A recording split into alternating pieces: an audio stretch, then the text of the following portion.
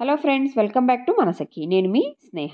ఎప్పట్లాగే ఈరోజు కూడా ఒక సరికొత్త రెసిపీతో మీ ముందుకు వచ్చేసాను. ఈరోజు మన రెసిపీ ఏంటంటే పూరిలోకి చక్కని కర్రీ అండి. ఎప్పుడు చేసుకునే బంగాళదుంప కూర లేకపోతే చోలే మసాలా కాకుండా ఇలా కొత్తగా డిఫరెంట్గా ట్రై చేయండి. చాలా అద్భుతంగా ఉంటుంది, అందరికీ కూడా నచ్చుతుంది.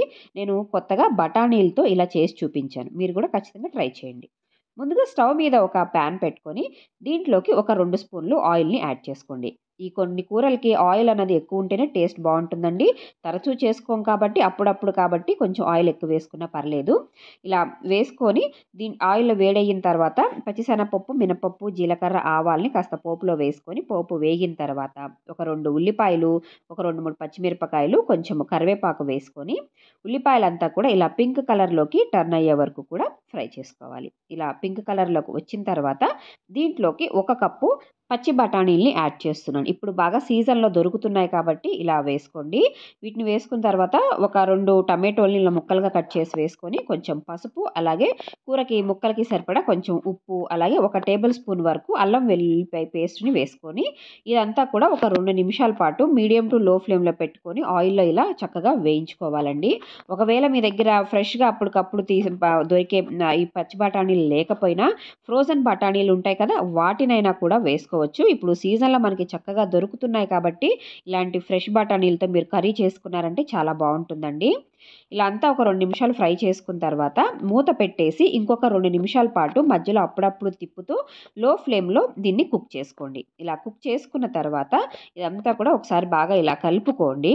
ఇలా కలుపుకున్న తర్వాత దీంట్లోకి ఇప్పుడు సరిపడా కారాన్ని యాడ్ చేసుకోండి. కారం అనేది మీ టేస్ట్‌ని బట్టి యాడ్ చేసుకోండి. ఆల్రెడీ మనం పచ్చిమిరపకాయలు యాడ్ చేసాం కాబట్టి ఒక అర టీ స్పూను ధనియాల పొడి, ఒక పావు టీ స్పూను గరం మసాలాని యాడ్ చేస్తున్నానండి. ఇలా వేసేసుకొని ఇదంతా కూడా ఒకసారి చక్కగా కలుపుకొని దీంట్లోకి ఒక అర గ్లాసు వాటర్‌ని యాడ్ చేసుకోండి.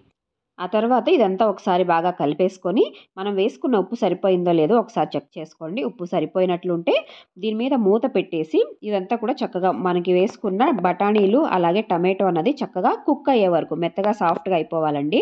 అప్పటి వరకు కూడా ఒక 2, 3 నిమిషాల పాటు దీన్ని కుక్ చేసుకోవాలి. ఇలా అంతా సాఫ్ట్‌గా అయిన తర్వాత నేను ఇప్పుడు దీంట్లోకి మీడియం సైజ్‌వి ఒక 4 బంగాళాదుంపల్ని ఉడకపెట్టి వేస్తున్నానండి. మీడియం సైజ్‌వి, మరీ పెద్ద సైజ్‌వి కాదు. మీడియం సైజ్‌వి ఒక 4 తీసుకొని ఉడకపెట్టేసి దాన్ని ఇలా స్మాష్ చేసుకొని దీంట్లోకి వేస్తున్నాను. ఇలా వేసుకున్న తర్వాత అంతా కూడా చక్కగా కలిపేసుకొని మళ్ళీ మూత పెట్టేసి ఇదంతా బాగా దగ్గరగా అయ్యే వరకు కూడా దీన్ని కలుపుకోవాలి. చూడండి, కూర అన్నది ఈ కన్సిస్టెన్సీ ఉండాలి. ఇంకా దగ్గరగా గట్టిగా ఉంది అనుకుంటే కొంచెం వేడి నీళ్లు వేసుకొని మీరు కన్సిస్టెన్సీ అనేది అడ్జస్ట్ చేసుకోండి. చన్నీళ్ళు యాడ్ చేయకండి. వేడి నీళ్లు వేసుకొని కన్సిస్టెన్సీ అడ్జస్ట్ చేసుకోండి. మనం కూరని గట్టిగా చేసేసుకున్నాము అంటే ఆరిపోయిన తర్వాత ఇంకా బాగా దగ్గరగా అయిపోతుందండి. అందుకే కొంచెం లైట్‌గా జారుగా ఉండేలాగా చూసుకుంటే ఆరిపోయిన తర్వాత కరెక్ట్ కన్సిస్టెన్సీకి వస్తుంది.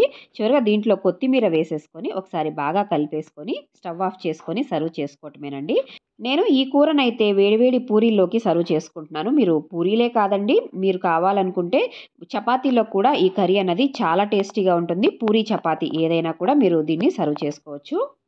చూసారు కదా ఫ్రెండ్స్, తక్కువ టైంలో మనము పూరీ చపాతీల్లోకి చక్కటి మసాలా కర్రీని ఎలా తయారు చేసుకోవాలన్నది మీరు కూడా ఒకసారి ట్రై చేసి టేస్ట్ ఎలాగుందన్నది నాకు కమెంట్ బాక్స్‌లో కమెంట్ చేయటం మాత్రం మర్చిపోకండి.